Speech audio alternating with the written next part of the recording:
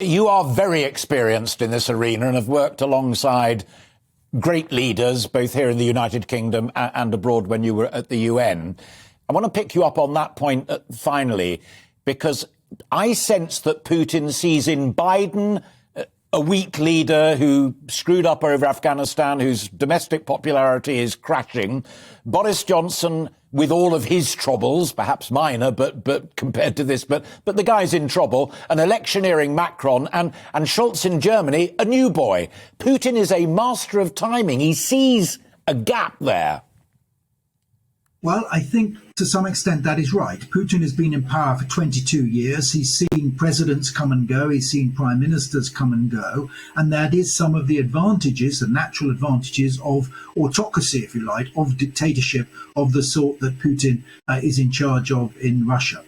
You know, what I found during my diplomatic career is that it's extremely difficult to play poker against someone who is prepared to go all in on every hand.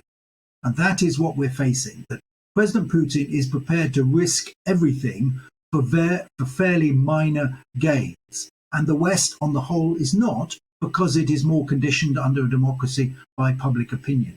And that's why dealing with Putin is extremely difficult. He only understands strength, and it's important that that strength is demonstrated. But it is still extremely difficult to negotiate with a man who operates in that way. I listened to an intriguing interview with the former Supreme Allied Commander Europe, General Philip Breedlove, who I'm absolutely convinced that you know and probably know quite well. He said of Russian expansion, NATO, quotes, failed in South Georgia, failed in the Crimea and failed in Donetsk. Will we also fail in Ukraine, close quotes? Yeah, I think that's a little bit unfair. I mean, none of those countries are actually members of NATO.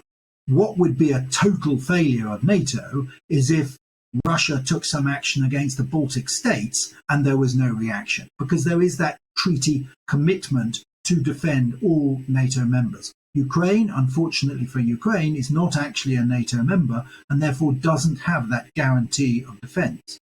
Having said that, Britain is one of the original signatories of the Budapest Memorandum in 1994, which did pledge to protect the sovereignty of Ukraine. And therefore we, as Britain, do have something of a stronger moral responsibility for Ukraine than some of the other European countries do.